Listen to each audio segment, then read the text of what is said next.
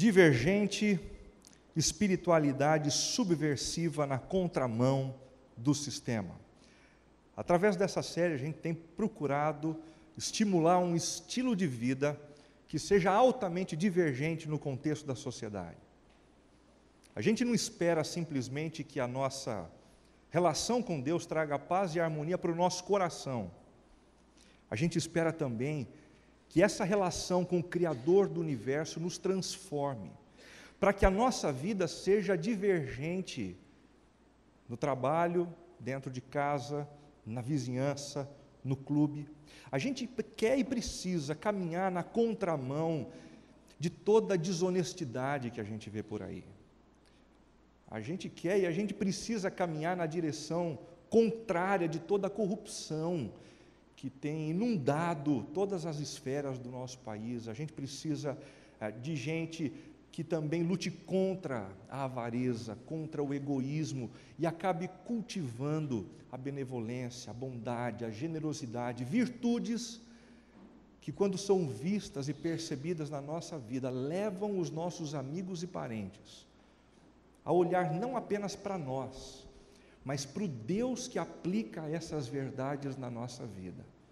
À medida em que as pessoas veem a transformação das nossas vidas, elas acreditam na existência do Deus a quem a gente serve.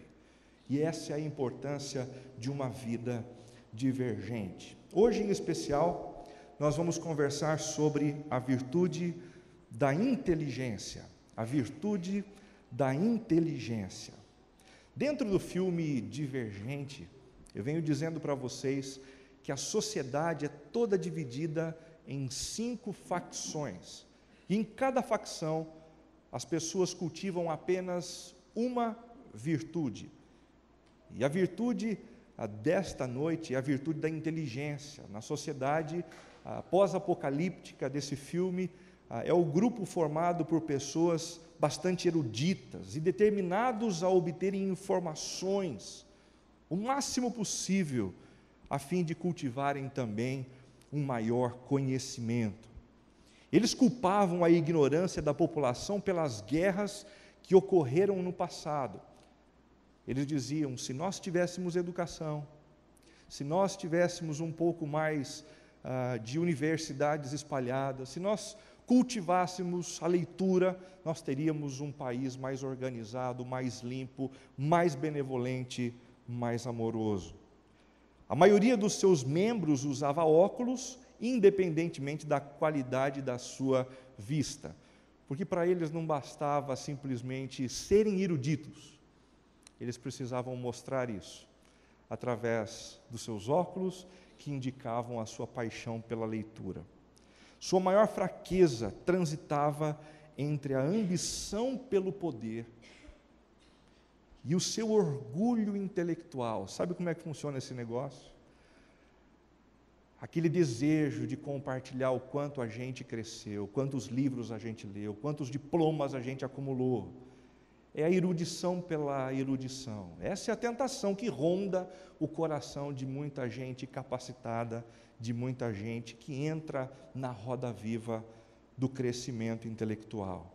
Existem alguns mitos por trás da inteligência como sinônimo de erudição. O primeiro mito é o seguinte: a inteligência como sinônimo de erudição é uma virtude suprema. A inteligência como sinônimo de erudição, de crescimento intelectual, é importante, mas não é a única.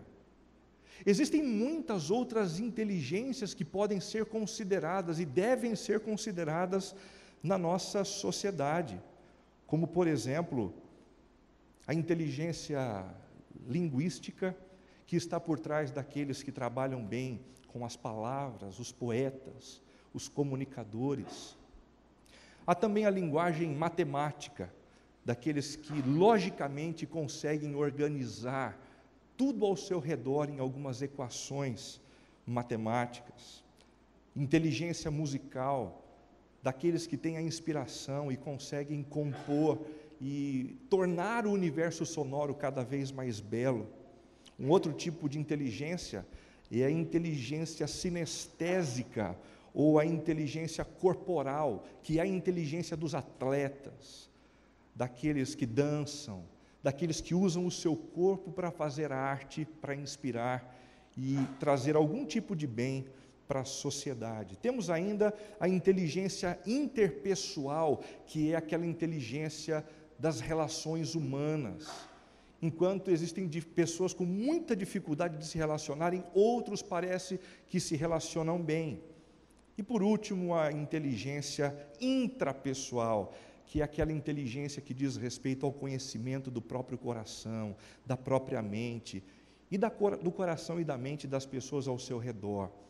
É a inteligência de alguns conselheiros, é a inteligência também de alguns psicólogos. Erudição como sinônimo de QI, de crescimento intelectual, é importante, mas não é supremo. Existem outras inteligências. E cada um de nós deve descobrir a sua inteligência mais aguda e se desenvolver nessa inteligência para que então possa contribuir com o bem da sociedade. Um segundo mito é que a inteligência como sinônimo de erudição, crescimento intelectual, é a virtude enobrecedora. Se eu tenho um QI enorme, se eu sou um gênio, isso então me torna um nobre. Mentira, bobagem. Existe muita gente com QI baixo, ou com oportunidade de crescimento e de conhecimento pequena, que acaba demonstrando sabedoria e acaba se tornando uma pessoa digna de admiração.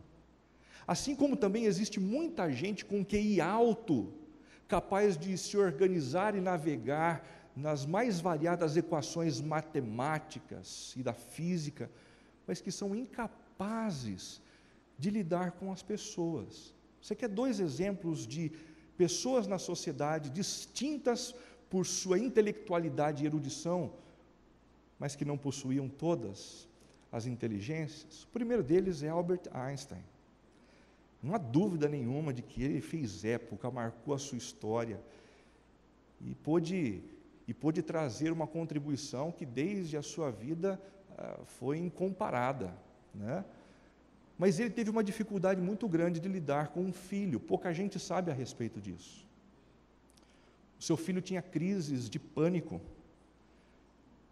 e então foi internado num manicômio e passou a vida dentro de um manicômio, e Albert Einstein era incapaz de visitar o seu filho. Brilhante, inteligentíssimo, mas quando as pessoas o cutucavam e diziam assim: você não vai ver o seu filho? Ele dizia: eu não consigo lidar com isso.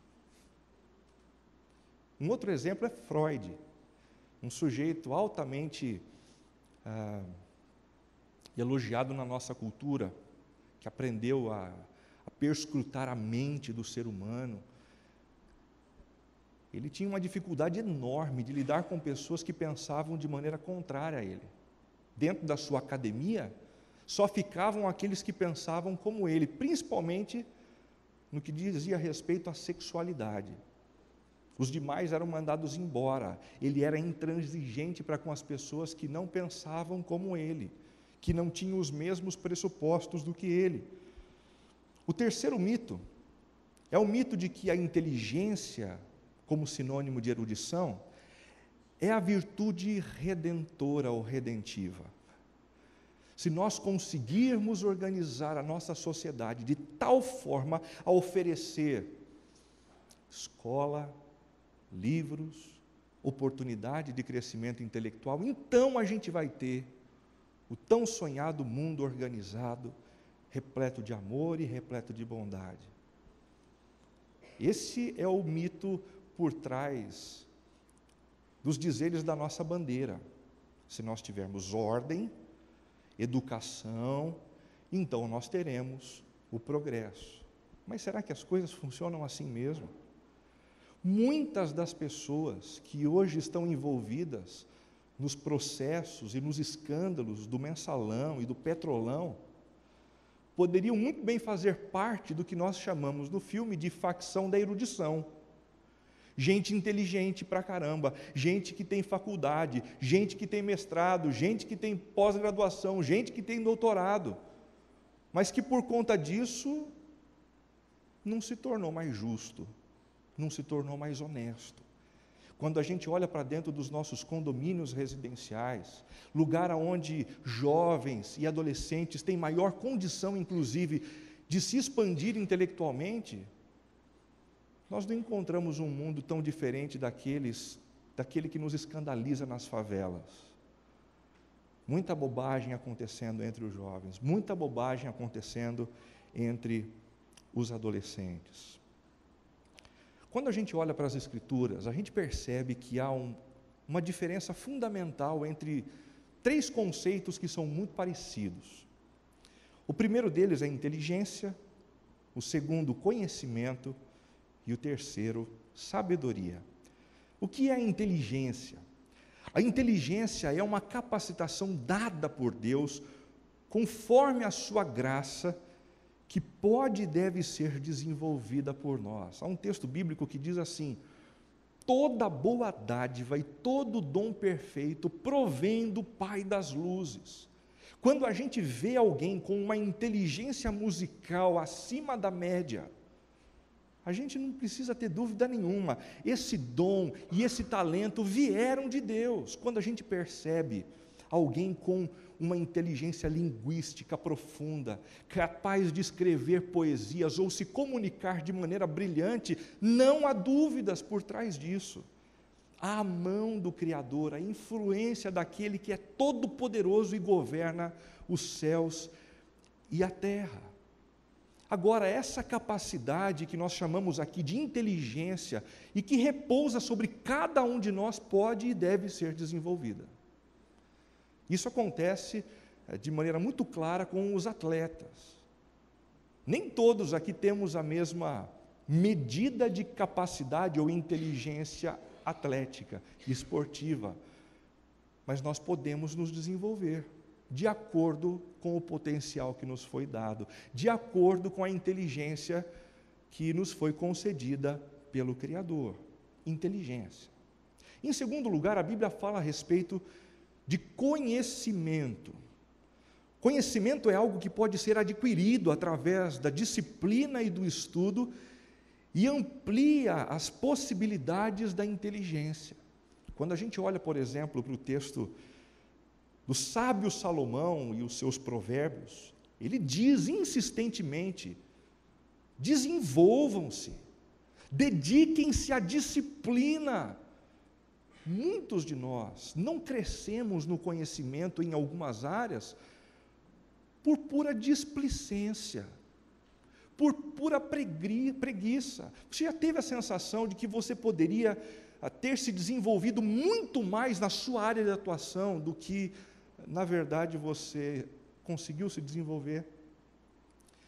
Eu não estou querendo aqui gerar nenhum tipo de culpa, porque existem hoje em dia muito mais cursos do que a gente é capaz de fazer, muito mais livros do que a gente é capaz de ler. Mas eu estou falando do exercício do crescimento na nossa medida. Muitos de nós temos sido negligentes com aquilo que está ao nosso alcance. Já faz quanto tempo que você não lê um livro inteiro na sua área de atuação? Já faz quanto tempo que você não senta na cadeira da universidade ou de um curso para simplesmente aprender?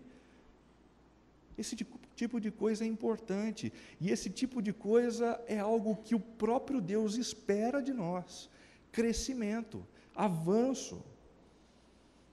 Mas a Bíblia também fala de uma outra palavra, a palavra sabedoria, que é uma virtude que engloba as demais e vai além. Sabedoria é o uso adequado da inteligência e do conhecimento, visando o bem comum e, sobretudo, a glória de Deus. Existe muita gente entre nós que é inteligente pra caramba. Assim como existe muita gente no nosso meio que tem conhecimento acumulado para dar e vender. Mas nem todos somos sábios como a Bíblia nos ensina e nos instiga a sermos. A sabedoria é o uso adequado da inteligência e do conhecimento, visando não apenas a minha glória, o meu crescimento, a minha carreira, mas o bem comum, o bem de outras pessoas que não têm a mesma inteligência que eu, que não tiveram as mesmas oportunidades que eu, e, sobretudo, apontando através do seu trabalho e do exercício dos seus dons para a glória de Deus. Isso é fundamental, e isso é descrito nas Escrituras como sendo sabedoria. É exatamente essa sabedoria que a gente encontra na vida de um homem chamado Neemias. Eu não sei quantos de vocês conhecem a história desse homem, mas eu espero que nessa noite a gente conheça essa história e a gente seja inspirado por ela, na direção do desenvolvimento da nossa inteligência, do nosso conhecimento e, sobretudo, da nossa sabedoria. Palavras de Neemias, filho de Acalias, no mês de Quisleu, no 20º ano, enquanto eu estava na cidade de Suzã. Começou difícil, né? Começou difícil pra caramba. Tem alguns textos do Antigo Testamento que, quando a gente lê, a gente coloca a mão na cabeça e diz: e agora? Para onde a gente vai? O que significa esse negócio de mês de Quisleu no 20º ano? E Suzã, que cidade é essa? Bom, apenas para te ajudar, algumas dicas. Mês de Quisleu, no 20º ano, é algo em torno de novembro a dezembro de 445 antes de Cristo. E a cidade de Suzã era a capital do Império Persa, localizado hoje em dia no que nós conhecemos como o sudoeste do Irã. Bom, Renato, mas que história é essa de um filho de Deus, do povo de Israel, estar vivendo numa cidade dentro de um império persa, cidade que hoje se encontra na região do Irã? Bom, a história é a seguinte: houve um tempo em que o povo de Israel vivia dividido em duas tribos, o reino do norte e o reino do sul. E aquele era um período de muitas guerras. Certa vez, os assírios, em 722 a.C., intentaram contra o reino do norte, Israel, e devastaram aquela terra. Tempo depois, foi a vez dos babilônicos, em 586, avançando na direção do reino do sul, o reino de Judá, e devastando absolutamente tudo que havia naquela terra também. O resultado disso foi que o templo do Senhor foi completamente destruído, o templo aonde os adoradores do Senhor apareciam uma vez por ano, pelo menos, para adorarem ao Deus verdadeiro, agora em ruínas. O povo de Deus foi deportado todinho para a Babilônia, vivendo sob o governo de um outro país. E Jerusalém, a cidade santa, ficou em verdadeiras ruínas. O primeiro império estabelecido naquele momento foi o Império Babilônico. Eles dominaram todo o mundo e nós lembramos disso por conta das nossas aulas de história. Na sequência, foi a vez de um outro império tomar conta daquele período. Em 539 a.C., a Babilônia caiu diante do Império Persa. E foi exatamente no Império Persa que Neemias atuou, na cidade de Suzã, como copeiro do rei Artaxerxes, em 445 a.C., tentando ajudar aqueles que viviam na cidade de Jerusalém. Caminhando um pouquinho mais, Anani, um dos meus irmãos, veio de Judá com alguns outros homens. Eu lhes perguntei acerca dos judeus que restaram, os sobreviventes do cativeiro, e também sobre Jerusalém. Anani, como é que estão as coisas em Jerusalém? Sobrou alguém vivo? Tem alguém da minha família vivo? Há algum vestígio do templo? Como estão os muros de proteção da cidade? Alguma boa notícia para me trazer? Anani e os demais homens lhe responderam: aqueles que sobreviveram ao cativeiro e estão lá na província passam por grande sofrimento e humilhação.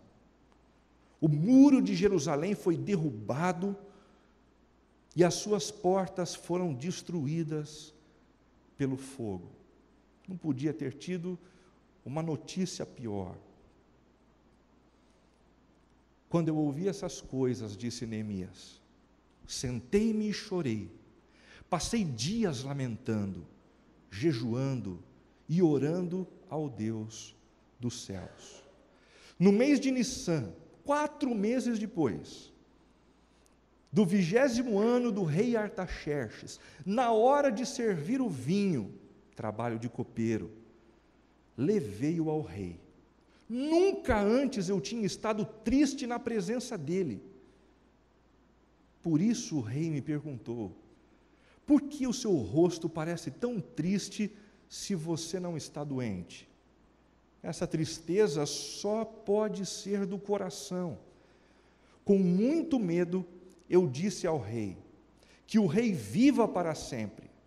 Como não estaria triste o meu rosto, se a cidade em que estão sepultados os meus pais está em ruínas, e as suas portas foram destruídas pelo fogo? O rei me disse: o que você gostaria de pedir? O que você gostaria de pedir, Neemias? Então orei ao Deus dos céus e respondi ao rei: se for do agrado do rei, e se o seu servo puder contar com a benevolência do rei, que ele me deixe ir à cidade de Judá, reino do sul, onde estão os meus pais enterrados, para que eu possa reconstruí-la. Então o rei, com a rainha sentada ao seu lado, perguntou-me: quanto tempo levará a viagem? Quando você voltará? Marquei um prazo com o rei e ele concordou que eu fosse. E a seguir acrescentei: se for do agrado do rei, que me dê cartas aos governantes do Trans-Eufrates, para que me deixem passar até chegar a Judá. Que me dê também uma carta para Asaf, guarda da floresta do rei, para que ele me forneça madeira para as vigas das portas da cidade, que fica junto ao templo, do muro da cidade e da residência que irei ocupar, visto que a bondosa mão de Deus estava sobre mim. O rei atendeu os meus pedidos. Eu acredito que nessa simples história que eu acabei de contar para vocês, de uma má notícia que foi trazida a Neemias e do seu encontro posterior com o rei, algumas dicas práticas, algumas notas importantes a respeito da sabedoria de Neemias, algo que pode ser percebido e pode também nos inspirar de maneira profunda nessa noite. A sabedoria de Neemias foi evidenciada nesse episódio de que forma? Em primeiro lugar, na capacidade de proteger as suas emoções e de gerenciar os seus sentimentos. Presta atenção nisso. A inteligência dele foi percebida nesse momento, a sabedoria dele foi percebida nesse momento, na capacidade de proteger as suas emoções e gerenciar os seus sentimentos. Ele ficou sabendo do grande problema, das ruínas da sua terra, 4 meses antes de abrir a sua boca para pedir algo ao rei a quem ele servia. Quem é que aguenta segurar 4 meses para tomar uma providência, quando algo assola de maneira tão intensa o coração? O nome disso é inteligência emocional. O nome disso é a capacidade da gente controlar os nossos impulsos, a nossa vontade de surtar e de gritar com todo mundo que está ao nosso redor, porque a gente está nervoso, porque a gente está bravo, porque a gente está triste. Não tem um monte de gente que complica a sua vida por não saber gerenciar os seus sentimentos? Tive um problema no trabalho, então eu volto para casa e despejo um caminhão de melancia em cima da esposa, em cima dos filhos. Tive um problema dentro de casa, então eu vou para o trabalho e eu despejo um caminhão de melancia na secretária, no carteiro, no sujeito que estaciona o meu carro. Vou para o almoço e coitado do sujeito que vem me servir no restaurante. Incapacidade, falta de inteligência emocional no gerenciamento dos seus sentimentos e das suas emoções. Neemias estava onde estava, numa posição tão estratégica dentro do Império Persa, porque ele sabia lidar com o seu coração, com as suas emoções. A grande questão é, como é que ele fazia isso? Porque se tem alguma dica sobre como ele fazia isso, a gente precisa saber para então percorrer o mesmo caminho. No capítulo 1 nós temos essas dicas. Em primeiro lugar, ele tinha o hábito de rejeitar a tentação de sublimar a realidade.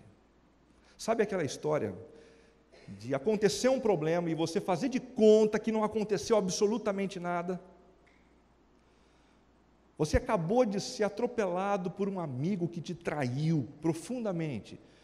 E ao invés de você parar para pensar nisso, ponderar a respeito da situação, você logo arruma um outro amigo e passa por cima da situação.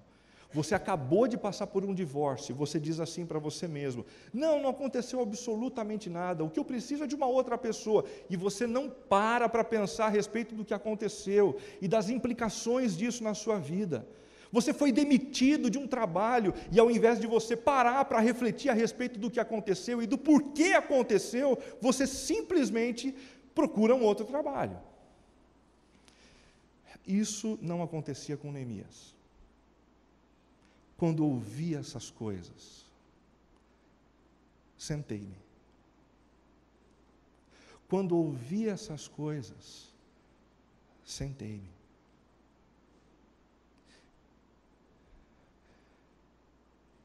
Depois da perda de uma pessoa querida, é necessário parar e refletir. Existem lições a serem tiradas de uma situação assim. Depois de um divórcio, é necessário parar e refletir sobre as implicações disso no coração e na alma. Depois de uma demissão, é necessário refletir, tirar lições. Do contrário, a gente não cresce e a gente sublima a realidade, tornando-se, tempo depois, gente escrava, prisioneira dos seus próprios impulsos e dos seus próprios sentimentos. Em segundo lugar, Neemias negava a possibilidade de sufocar a sua dor. Isso mesmo. Ele dava vazão aos seus sentimentos. Perceba no texto, verso 4 do capítulo 1, quando ouvi essas coisas, sentei-me e chorei.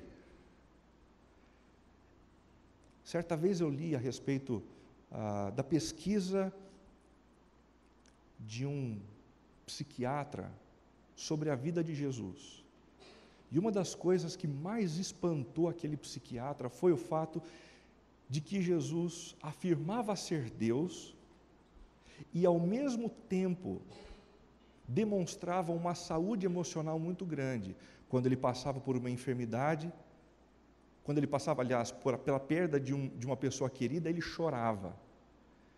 Quando ele passava por momentos alegres, ele celebrava com os seus amigos. Jesus tinha uma saúde emocional muito grande, ou seja, muito provavelmente Jesus era quem na verdade ele estava afirmando. Ele não era um louco, um desvairado. A gente precisa dar vazão para as nossas emoções. O homem não gosta muito dessa história, né? Não, eu não vou olhar para dentro de mim, para as minhas emoções. O homem não chora. Então não chore e se torne escravo das suas explosões. Então não converse com um terapeuta e viva intempestivo, tratando mal a sua esposa e dando passos na direção do divórcio. Nós precisamos cuidar das nossas emoções, extravasá-las no ambiente correto, diante da pessoa correta, pedindo ajuda em alguns casos para que a gente não jogue terra, uma pá de terra em cima daquilo que não pode ser represado. A terceira dica é processando os seus sofrimentos diante de Deus. É fundamental que a gente faça isso. Neemias passou dias, diz o versículo 4 do capítulo 1, lamentando, jejuando e orando diante de Deus. Lamentando porque se é dor, tem que lamentar, tem que reclamar, tem que dizer: Senhor, está doendo, eu não estou entendendo os porquês que estão por trás do que o Senhor permitiu na minha vida, eu não entendo e eu lamento isso, eu estou triste com o Senhor por conta disso.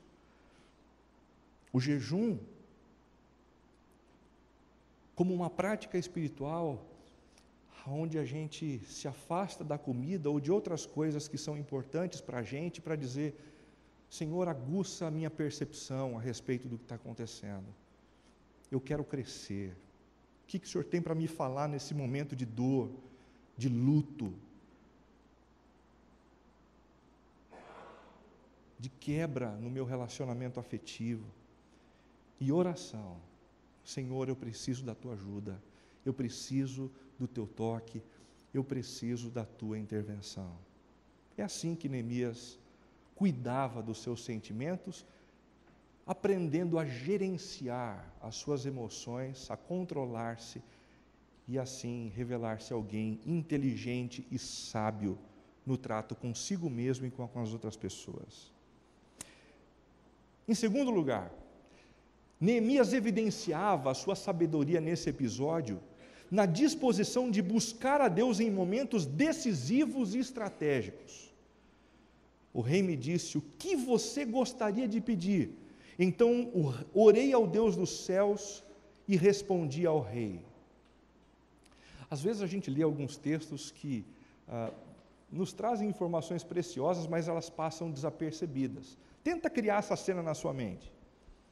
Neemias servindo o rei, com um copo de vinho nas mãos, uma conversa iniciada, e então o rei diz: Neemias, o que é que você precisa? E entre a pergunta do rei e a resposta de Neemias, uma oração. Como é que aconteceu essa oração? Certamente, Neemias não disse assim: Senhor, me dá licença, rei, eu preciso orar um instantinho aqui. Senhor, muito obrigado por essa oportunidade, como o Senhor é sábio, como o Senhor é bom, que eu aprenda agora a falar o que eu preciso dizer. Nada disso.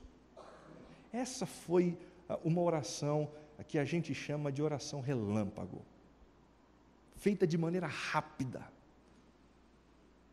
nos colocando em conexão com Deus em momentos altamente decisivos e estratégicos na vida.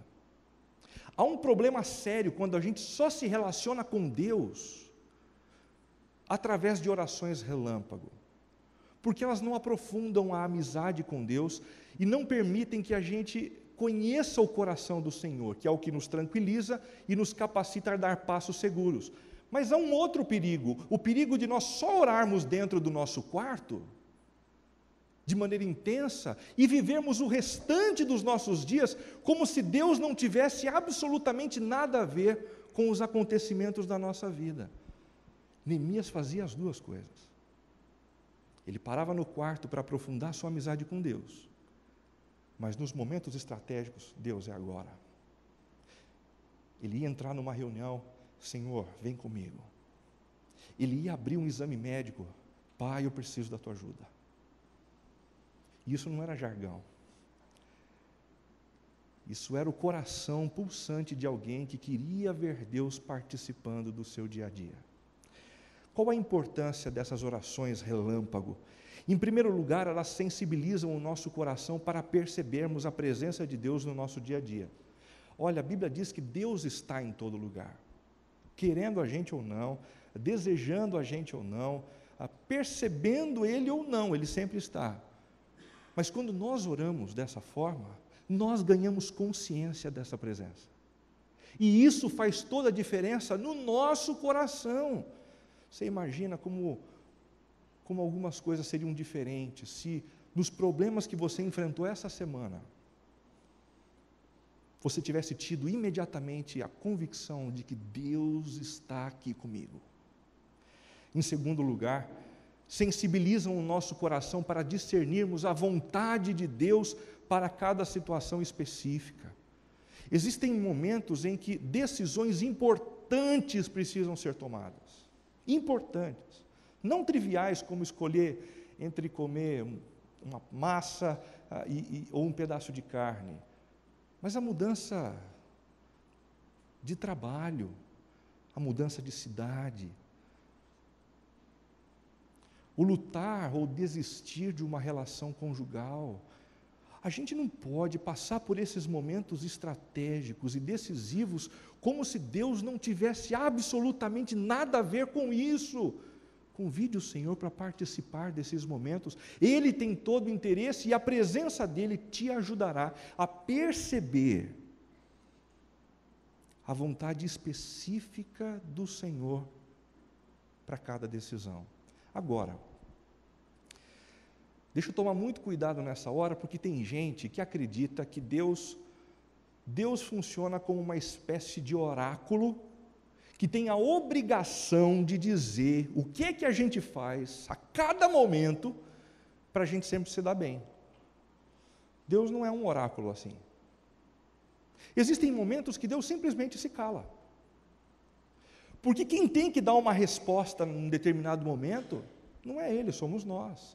Ele espera cultivar filhos maduros, e não gente imatura que diz assim: pai, o que eu faço? Para a esquerda ou para a direita? Então acende a luzinha da seta para a esquerda, a gente vai para a esquerda. Deus, e agora o que eu faço? A luzinha vermelha apontando para a direita e a gente vai para a direita. Isso não existe. Isso não existe. Nós não somos robôs na mão do Senhor. Ele deseja que a gente conheça o coração dEle, Ele deseja que a gente cultive o temor por Ele, e em alguns momentos Ele simplesmente diz: é com você. À luz do que você já viu do meu coração, à luz dos princípios que eu te dei, que passo você vai dar? Estou curioso.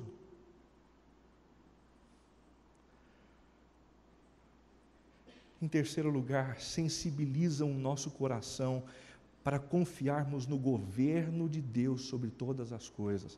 Esse negócio de abrir um exame médico e dizer assim: Senhor, eu não sei o que é que tem aqui dentro, mas eu quero dizer que eu acredito no governo do Senhor sobre a minha vida. Acredite em mim, faz toda a diferença. Porque existem alguns exames médicos que contam o que a gente não quer ver. Existem algumas conversas com o patrão que não trazem uma agenda, que era a agenda que a gente gostaria de ter com ele num momento de crise. Existem conversas com a esposa e com o marido, cujo conteúdo não era aquele que a gente queria tratar. E a gente precisa convidar o Senhor para que o nosso coração creia que Ele está no controle de tudo, que Ele está governando todas as coisas. A sabedoria de Neemias também foi evidenciada neste episódio na maneira humilde e respeitosa com que compartilhava as suas inquietações. E mais uma vez, isso só é possível porque ele tratava das suas emoções e gerenciava os seus sentimentos. Tratar bem as pessoas que estão ao seu redor, ainda que no momento de dizer aquilo que o outro não quer ouvir. Ele fazia assim, sempre de maneira humilde e respeitosa. E respondi ao rei: se for do agrado do rei, e se o seu servo puder contar com a benevolência do rei, que ele me deixe ir à cidade de Judá, onde meus pais estão enterrados. Eu não sei se você está conseguindo perceber a gravidade do que Neemias está fazendo aqui. Porque ele está conversando com nada mais, nada menos do que o imperador. Não é o presidente da república, gente. É o imperador, que manda matar se quiser. E ele está dizendo para o imperador, em outras palavras, a sua administração pública não é boa. A maneira como você gerencia as cidades e os países que estão debaixo de você não é boa. E ele está correndo não apenas risco de perder o seu emprego, mas ele está correndo o risco de perder a própria vida. Mas ainda assim, ele não hesita. Ele é ousado. Ele diz o que tem que dizer, mas ele o faz com sabedoria, usando de humildade e respeito. E toda a verdade transmitida com humildade e respeito edifica. Guardou? Toda a verdade dita com humildade e respeito edifica. Por outro lado, toda a verdade dita com arrogância e com desrespeito fere, destrói e afasta de uma maneira que a gente não gostaria. Com o propósito de compartilhar inquietações com sabedoria, algumas dicas de Neemias. Dedique sempre a honra devida a quem está diante de você. Se for do agrado do rei, e dá até para a gente perceber o movimento de inclinação dele, né? Que é o que acontecia com naturalidade naquele tempo. Se for do agrado do rei. Ele está dizendo que ele está pecando na administração pública, mas ele se curva para dizer, se for do agrado do rei.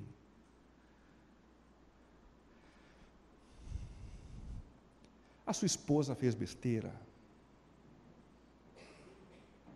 Você precisa conversar com a sua esposa. Mas lembre-se, se ela é sua esposa, ela merece o respeito de esposa. O teu marido andou fazendo besteira por aí, bateu a cabeça, prejudicou a família, você tem que conversar com ele. Mas lembre-se, é teu marido, merece respeito, merece honra.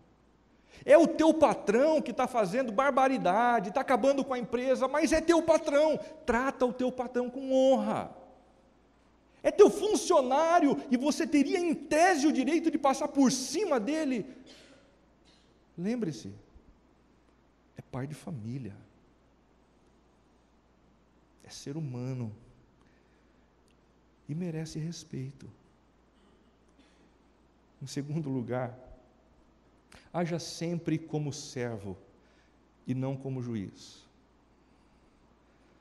É curioso como Neemias conseguiu se aproximar do rei para fazer uma crítica severa às políticas de administração pública dele. Mas ele o fez de maneira servil. Aqui está o seu servo.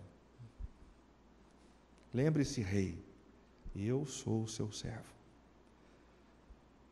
Quando você diz o que tem que dizer, você consegue se aproximar dessa maneira? Ou você sobe no pedestal e fala de uma altura que mais distancia o seu coração do coração do outro? Toma cuidado, porque dessa forma você extravasa o seu desejo de colocar as coisas para fora, mas você acaba afastando as pessoas que você mais ama. Em terceiro lugar, destaque sempre o que há de positivo. A diferença entre os críticos destruidores e vorazes, daqueles que falam o que precisam falar porque amam, porque são servos e porque querem contribuir, é que estes últimos são capazes de destacar alguma coisa boa. Rei, eu não concordo com as suas políticas públicas, mas se eu puder contar com a tua benevolência, eu reconheço que lá no fundo o Senhor é bom. Talvez, Artaxerxes, você seja burro que nem uma porta, mas é bom. Não resta nada no seu marido? Não resta nada no seu filho? Se resta, destaca.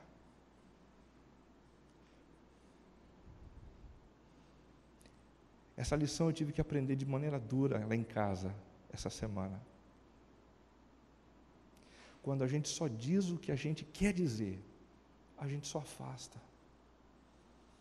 Mas quando a gente elogia, a gente incentiva o crescimento. Em quarto lugar, a sabedoria de Neemias foi evidenciada neste episódio na determinação de usar sua posição e influência a serviço do reino de Deus. É o que eu chamo aqui de inteligência missional. A consciência de que repousa sobre mim um propósito, uma vocação, e que a minha vida só faz sentido quando eu deito sobre essa vocação. Se for do agrado do rei, e se o seu servo puder contar com a benevolência do rei, que ele me deixe ir à cidade de Judá, onde estão enterrados os meus pais, para que eu possa reconstruí-la. Essa não era uma tarefa presente no escopo de responsabilidades de Neemias. Ele nunca seria melhor remunerado com esse tipo de atitude. Ele nunca ganharia menos por deixar de fazer isso. Mas por que é que ele se envolveu com esse negócio? Porque ele percebeu que possuía uma vocação. Ele descobriu que Deus esperava algo dele, que era muito maior do que a sua profissão, era muito maior do que os seus títulos, era muito maior do que o legado que qualquer par da sua ocupação profissional fosse capaz de realizar.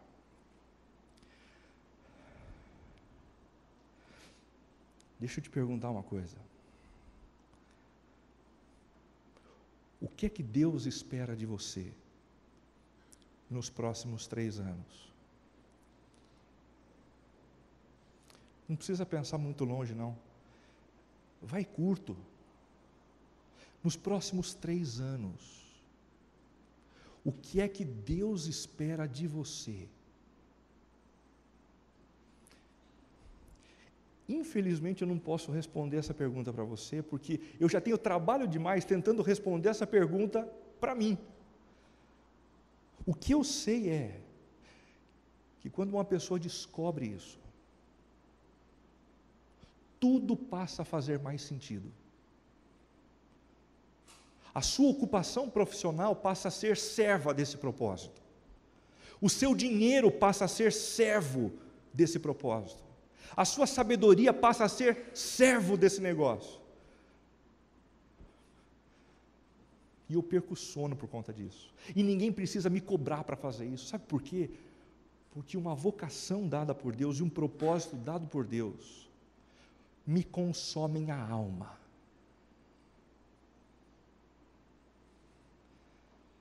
Enquanto você não descobrir um propósito assim, levantar de manhã, segunda-feira, vai continuar sendo um parto. Lidar com as resistências no ambiente profissional e os problemas dentro de casa vão continuar sendo um parto. Mas se você descobrir o propósito de Deus para a sua vida,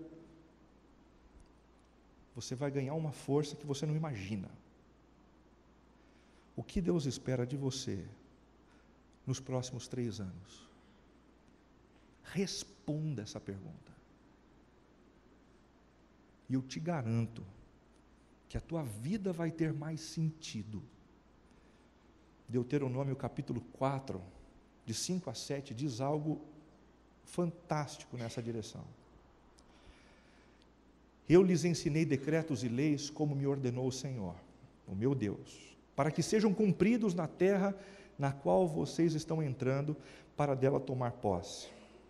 Vocês devem obedecer-lhes e cumpri-los, pois assim os outros povos verão a sabedoria e o discernimento de vocês.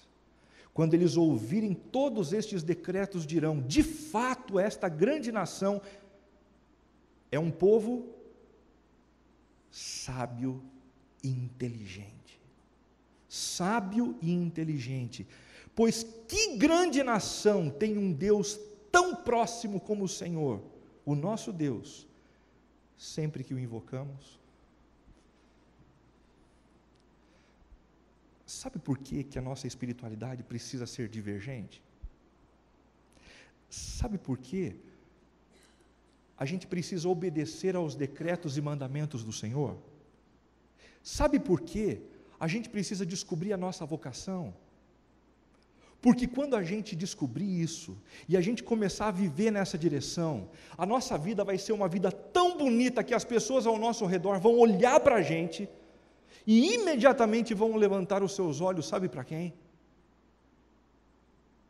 Para o Senhor que nos sustenta, para o Senhor que nos orienta, porque eles vão perceber que a nossa vida vai se transformar numa vida bonita, numa vida limpa, numa vida desejável, numa vida repleta de sentido, de significado, de profundidade.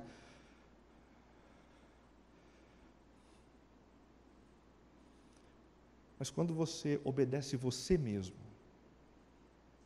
e as suas percepções, e você não tem vocação, mas tem apenas trabalho, a sua vida se resume a algo tão chato e ordinário, que quando as pessoas olham para você, elas só percebem você.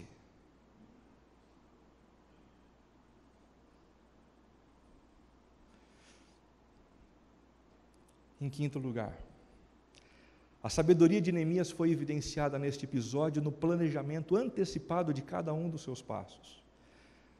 Ele era bom de planejamento e ele exercitava esse negócio de se programar com muito carinho. Se for do agrado do rei, que me dê as cartas aos governadores do Trans-Eufrates, por favor, me dê cartas, porque senão eu não consigo passar. E depois, me dê algumas cartas para que eu consiga madeira para construir a casa que eu vou morar ao lado dos muros que eu vou reconstruir. Está tudo planejado. Quando o rei pergunta: Neemias, o que é que você quer? O que é que você pretende? Como eu posso te ajudar? Ele já tem um planejamento estratégico enorme. Ele tinha uma visão clara da vocação dele, e ele tinha o planejamento de tudo o que precisava ser feito e como deveria ser feito. A gente confunde às vezes as coisas, sabe? Tem gente que diz assim: as coisas são de Deus quando acontecem sem planejamento, né? Uma mensagem preparada desse jeito não pode ser de Deus, porque houve raciocínio, houve quem tivesse que preparar um slide. As coisas não acontecem. Mensagem boa é quando o pregador diz assim: quer saber, eu preparei um monte de coisas, mas Deus falou ao meu coração, e agora eu quero falar ao coração de vocês sobre o que Deus acabou de me contar. Aí todo mundo fica arrepiado. Arrepio assim, ar-condicionado dá também. As Escrituras nunca nos incentivaram à irresponsabilidade, mas ao planejamento. Você tem dúvida disso? Certa vez Jesus, em Lucas 14, disse: pois qual de vós, querendo edificar uma torre, construção, não se assenta primeiro a fazer as contas dos gastos, para ver se tem com que acabar?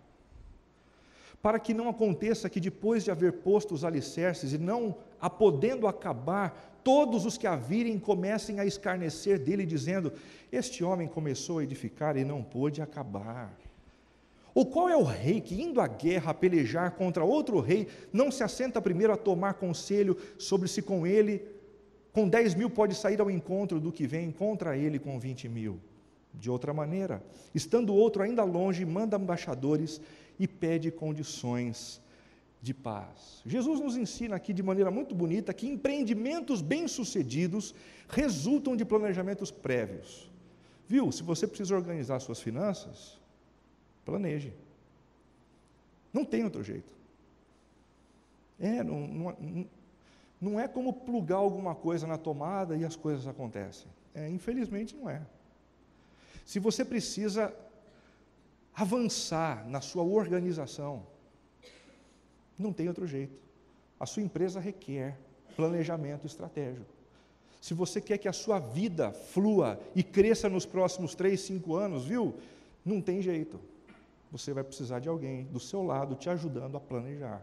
Do contrário, a gente vai continuar com a mesma plataforma, e é complicado esse negócio. Sabe por quê? Quando a gente não atualiza o sistema dos nossos equipamentos eletrônicos, alguns aplicativos novos não rodam. A mesma coisa acontece com a nossa vida. Se você não atualizar o sistema da sua vida, algumas coisas que você vai ouvir aqui, como aplicativos novos, não vão rodar aí.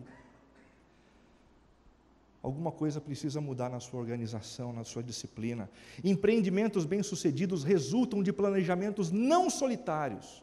Tem uma frase que Jesus repete aqui. Quem é aquele que não se assenta primeiro? Não se assenta primeiro. É necessário planejar. Empreendimentos bem-sucedidos resultam do conhecimento das etapas e da infraestrutura. Vai construir uma torre e não pensa direito no que precisa gastar. Você vai ser envergonhado. Tenta ir para a guerra com um número menor de soldados sem planejar direito. Você vai passar vergonha. E empreendimentos bem-sucedidos resultam de uma correta análise dos potenciais e limitações. Quero encerrar com vocês falando da última percepção em Neemias. A sabedoria dele foi evidenciada neste episódio na capacidade de reconhecer que todo sucesso depende da graça de Deus. Visto que a bondosa mão de Deus, diz o versículo 4 e o versículo 5, estava sobre mim, o rei atendeu os meus pedidos. Ele cuidou do seu interior. Ele se programou. Ele tratou as pessoas com inteligência. Ele fez a correta análise do que precisava ser feito. Ele ganhou convicção da sua vocação. Mas no final ele disse, deu tudo certo, por conta da graça de Deus. Richard Foster, autor do livro Celebração da Disciplina, disse certa vez que a graça de Deus não se opõe ao esforço, mas ao mérito. Quando a gente afirma que todas as coisas acontecem pela graça, não é para a gente se acomodar nessa graça e não se esforçar. Mas quando a gente se esforça e as coisas dão certo, elas dão certo porque Deus é gracioso e não porque a gente deu conta. Esse é um mistério atrás do qual Deus se encontra. Ele quer nos responsabilizar, mas ao mesmo tempo Ele nos ajuda com os recursos que a gente não tem. Concluindo a mensagem de hoje, Apocalipse 5, de 11 a 14, texto que a gente leu na liturgia de hoje. Então olhei e ouvi a voz de milhões de anjos. É a visão de João acerca do que acontecia nas regiões celestiais. Milhares e milhares e milhões de anjos. Eles rodeavam o trono, bem como os seres viventes e os anciãos, e cantavam em alta voz: digno é o Cordeiro que foi morto de receber poder. Digno é o Cordeiro que foi morto de receber riqueza, Digno é o Senhor de receber sabedoria. Digno é o Senhor de receber força, trabalho. Digno é o Senhor de receber honra, glória e louvor. Que o Jesus que morreu e ressuscitou 3 dias após,